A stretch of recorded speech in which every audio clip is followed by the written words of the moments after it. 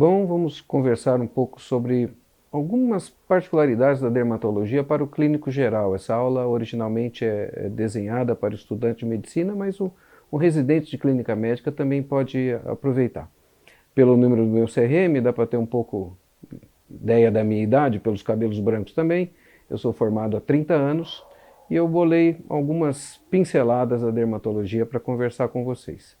Sempre é uma declaração, não tenho conflito de interesse nenhum, isso faz parte, uma obrigação de qualquer pessoa que vai dar aula, declarar que não há conflito de interesse, ou quando há, isso é muito importante de dizer. Bom, eu dividi em duas partes a nossa conversa, em processos inflamatórios agudos, focando no tratamento com corticoide, né, a grande praia do dermatologista, tanto corticoterapia tópica quanto sistêmica.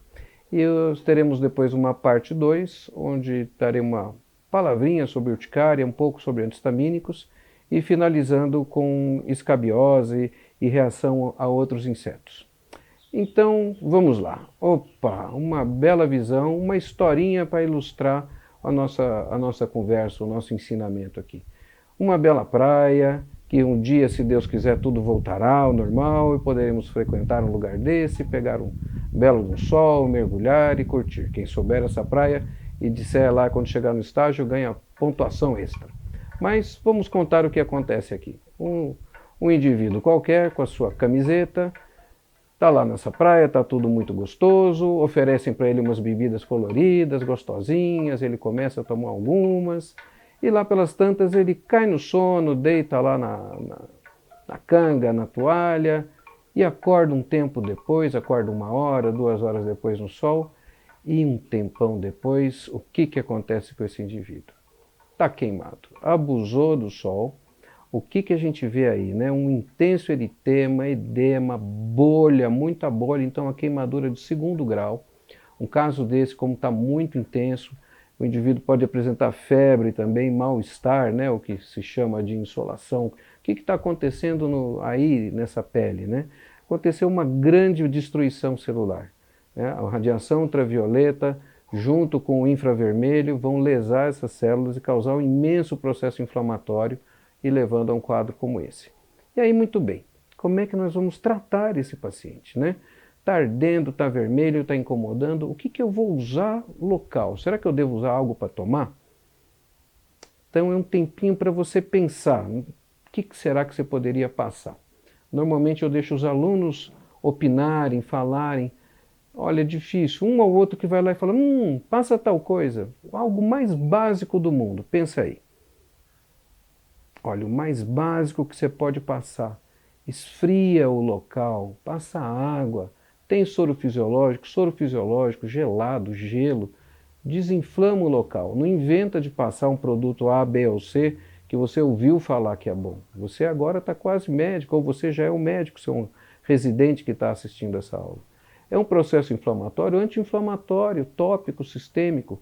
Evitar fator de pior é justamente isso, não vai passar coisa errada, não vai fazer coisa errada. Anti-inflamatório tópico é corticoide tópico, né? Não inventa de passar produto nenhum com antistamínico tópico. Não tem livro de dermatologia que sequer cita antistamínico tópico como opção.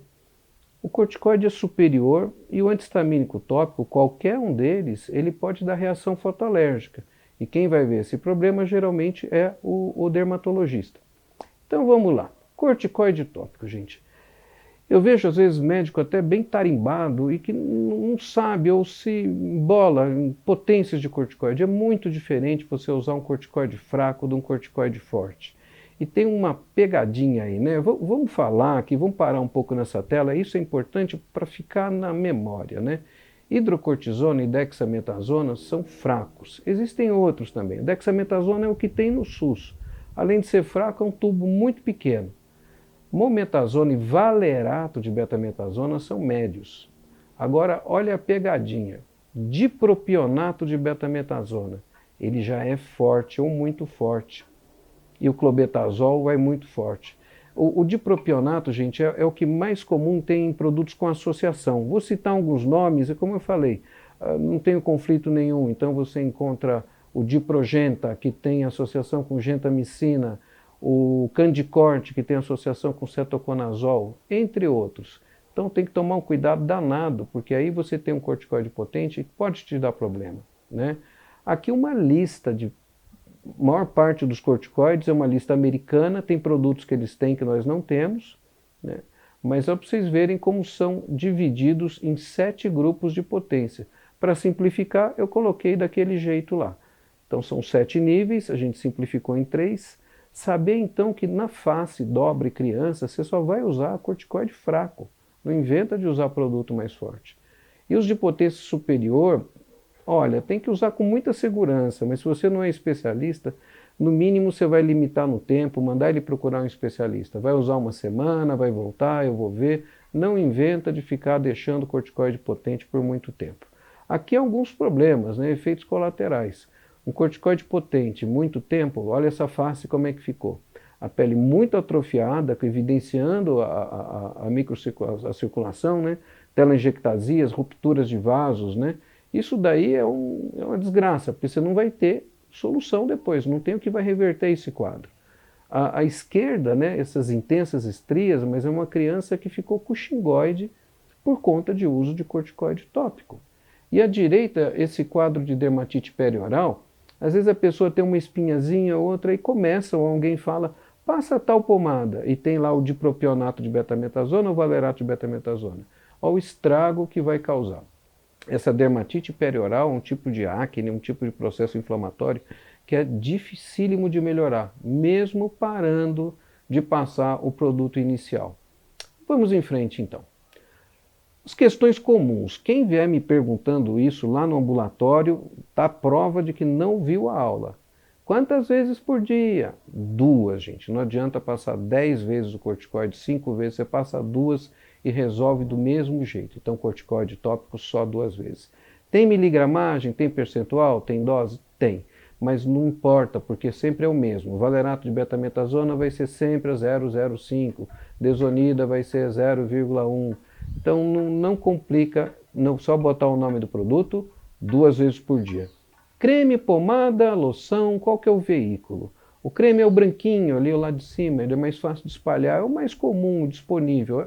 Às vezes a gente usa pomada, por exemplo, aquela pele muito seca, grossa, aquela neurodermatite na canela, ali na região tibial, então às vezes vai bem uma pomada ali. E às vezes a gente usa até um artifício, que é passar o corticoide e colocar um plástico, usar o corticoide oclusivo, aumenta muito ainda a potência dele. Resolve muito caso de lesão bem espessa. Vamos então voltar à nossa tela. A gente esfriou o local, a gente aprendeu sobre anti-inflamatório tópico, aí tem o anti-inflamatório sistêmico. E esse é o corticoide sistêmico, olha só, né? E corticoide sistêmico? Isso vale, na verdade, para qualquer remédio que você estiver usando. Você vai usar um determinado remédio, primeira coisa, opa, tem contraindicação? Eu vou ter que ter cuidado em alguma situação especial? Esse remédio tem interação com alguns outros? Eu até coloquei ali, eu gosto muito do Medscape para pesquisar a interação medicamentosa. Qual a dose, né? E o tempo que eu vou usar para tratar. O maior perigo do corticoide, é muito difícil a gente pegar na dermatologia, alguém que está com uma infecção severa que não está tratada.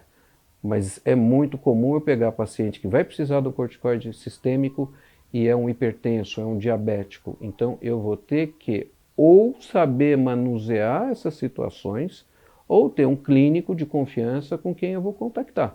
Por exemplo, eu atendia uns anos atrás um paciente com pemphigoide bolhoso e diabético. E aí a única coisa que ia melhorar ele com rapidez, ele estava sofrendo muito com aquilo, era a corticoterapia sistêmica em dose alta. O que eu faço? Pego o telefone, falo com o endocrinologista, ele falou, tudo bem, vai que eu vou corrigindo a glicemia dele. Ótimo. Então existem esses cuidados que você deve ter, as suas cautelas que você deve ter para usar o corticoide sistêmico. A dose, gente. Lembrar que dose anti-inflamatória e imunossupressora é baseado na prednisona, que é o corticoide mais comum. Prednisona tem a dose equivalente da prednisolona. Comprimidos de 5 e de 20 miligramas. Vamos aprender porque isso a gente vai usar na vida. Dose única de manhã, não precisa dividir dose. 0,5 miligrama por quilo, anti-inflamatório, imunossupressora mais alta. E o tempo que você vai tratar? Depende do processo. Lembrando que aquele paciente lá, por exemplo, da uma queimadura solar que está em sofrimento, você pode dar para ele é à tarde, tudo bem, você vai dar uma dose ali à tarde, você vai dar uma dose no dia seguinte, eventualmente 3 dias, 4 dias, ele já vai estar bom. Vai depender do processo que você está tratando, o tempo desse tratamento, né? E você deve saber também que um tratamento de corticoide de até 3 semanas, você pode ter suspensão abrupta, sem risco de supressão do eixo hipotálamo hipofisário. Então, esse aqui foi a nossa proposta, tratar processos inflamatórios, falando de corticoide tópico e de corticoide sistêmico. Lembrando, então, que os fracos, vamos lá, isso tem que estar na memória, hein? É hidrocortisona e a dexametasona. E os fortes, lembra que o dipropionato é mais forte do que o valerato. Nunca use na face, dobre criança, não inventa de usar corticoide potente por tempo prolongado e antihistamínico tópico quando usa, nunca. Muito obrigado por sua atenção. Aqui ficam os meus dados para contato, né? Eu sou membro da Sociedade Brasileira de Dermatologia, meu nominho vai aparecer por lá, o meu site e meu e-mail. Então, espero vê-los em breve no ambulatório. Um abraço.